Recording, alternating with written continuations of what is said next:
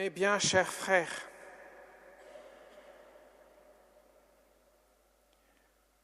je te salue, comblé de grâce, le Seigneur est avec toi, dit l'ange Gabriel à la Vierge Marie, qui résume parfaitement le mystère que nous célébrons en ce jour.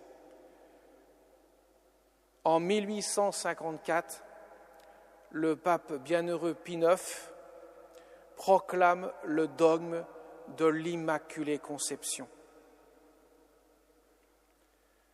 Ce dogme repose sur le fait que Marie a reçu une grâce par anticipation de la passion du Christ qui la préserve du péché originel.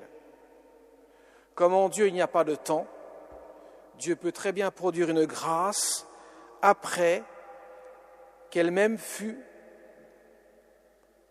active en produisant un effet avant même qu'elle soit créée. Autrement dit, environ 49 ans avant même que la grâce soit produite sur le bois de la croix, Marie a reçu cette grâce de la croix qui la préservait du péché originel. Ce qui veut dire dans le sein de sa mère, Sainte Anne, quand l'âme de la Vierge Marie a été créée par Dieu, directement par Dieu, elle a été préservée par une grâce spécifique qui vient de la passion de son Fils, de la croix, donc qui aura lieu environ 49 ans plus tard, parce que Marie avait à peu près 16 ans quand Jésus est né et Jésus est mort à 33 ans, on arrive à 49. Eh bien, la grâce a agi de sorte que Marie n'a pas été touchée par le péché originel. Ce péché n'est pas un péché commis, c'est un péché qui est contracté par manière héréditaire, en quelque sorte, de transmettant de génération en génération, qui consiste dans l'absence de la grâce. Les dons préternaturels que Adam et Ève avaient reçus lors de leur création, ils les ont perdus au moment où ils ont commis le péché. Comme nous l'a dit dans le livre de Genèse, que nous avons entendu, Adam et Ève ont perdu l'innocence qu'ils avaient avant le péché, et donc ils s'en sont privés, de sorte que, effectivement, ils sont ce péché personnel qui devient le péché originel, qui fera que toutes les générations qui vont naître seront, pourrait-on dire, sans ces dons préternaturels qu'ils avaient reçus, à savoir l'immortalité, à savoir la connaissance infuse de Dieu, le fait qu'ils ne souffraient pas, etc. Tout cela, ils l'ont perdu. Mais Marie, elle, reçut une grâce qui la préserva de cela et qui permet ainsi à Dieu d'avoir pour mère une personne humaine qui soit sans péché, qui n'a jamais été touchée par le péché, qui n'a jamais été sans l'absence de la grâce. Et vous savez que 4 ans plus tard, en 1858, la Vierge Marie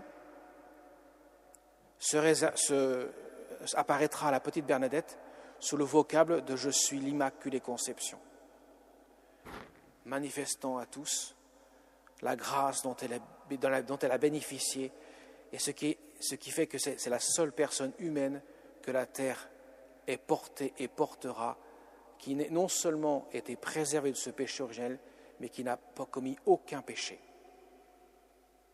Voilà ce que nous fêtons aujourd'hui.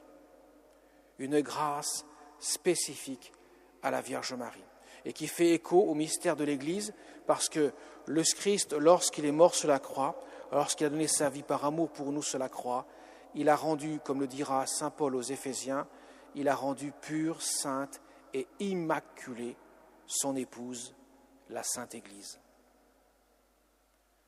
Il y a un écho particulier entre la Vierge Marie, qui reçoit une grâce singulière, et l'Église, dont nous sommes membres par le baptême, qui reçoit effectivement cette grâce d'être toute purifiée, d'être rendue pure, sainte et immaculée.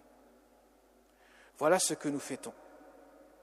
C'est l'avant-dernier dogme marial que nous avons reçu, nous donné par l'Église, puisque le dernier sera en 1950, pour l'Assomption de la Vierge Marie que nous fêtons le 15 août. Mes chers amis, la Vierge Marie ainsi reçoit une grâce particulière qui fait qu'elle est digne d'être la mère du Sauveur, car Dieu ne pouvait pas s'incarner dans le sein d'une personne qui aurait été touchée par le péché. Le péché, c'est le refus de Dieu. Dieu ne peut pas venir dans un cœur qu'il refuse. De sorte que lorsque une dame dira à Jésus, « Heureuse celle qui t'a nourri de son lait, qui t'a porté dans son sein », Jésus répondra plutôt, « Heureux plutôt ceux qui écoutent la parole de Dieu et qui la gardent dans leur cœur », montrant pourquoi la Vierge Marie, elle a été choisie de toute éternité en quelque sorte pour ce mystère, parce qu'elle est celle qui a gardé la parole de Dieu et qui l'a mise en pratique dans son cœur de manière parfaite. La Vierge Marie ainsi, par son oui, le oui de le fiat qu'elle a prononcé devant l'ange Gabriel, qui est le oui de toute sa vie, manifeste clairement le chemin que Dieu veut que nous empruntons, à savoir un oui inconditionnel à Dieu. Le oui de Marie, c'est le reflet même de ce qu'est la vocation à la sainteté, c'est un oui à Dieu. Marie l'a exercé de manière parfaite, elle a reçu la grâce, elle l'a accueillie, voilà pourquoi elle l'a reçue, et elle en a bénéficié ainsi, pour que nous puissions nous-mêmes à notre tour en bénéficier. Parce que c'est par le oui de Marie que Jésus est venu ici-bas sur terre, c'est également par son oui qu'elle pourra nous aider à dire oui à Dieu, puisque Jésus nous l'a confié comme mère au pied de la croix. Or, demandons-lui à notre Mère du ciel de nous aider vraiment à faire de notre cœur comme la crèche, comme son sein qu'il a accueilli, pour que nous puissions vivre de sa vie. Car la vie chrétienne, c'est une vie tout entière dans la volonté divine. Accueillir sa volonté pour faire sa volonté. Telle est la démarche que la Vierge Marie a empruntée toute sa vie. Elle ne pouvait s'opposer à la volonté divine, car elle savait que c'était là que résidait le bonheur éternel. Accueillir sa volonté, toujours être à l'affût de sa volonté, telle était sa démarche, et qu'elle nous invite à vivre à notre tour, porté par la grâce que nous recevons, que le Dieu nous donne bien sûr, et aidé par son intercession, que nous puissions nous aussi à notre tour emprunter ce chemin de la sainteté. Voilà pourquoi le dogme de l'Immaculée Conception non seulement touche la Vierge Marie bien sûr elle-même, mais également a un écho pour chacun d'entre nous, parce que non seulement elle est l'exemple, le modèle, mais aussi elle est celle qui agit pour que nous puissions emprunter le chemin de la sainteté. Amen.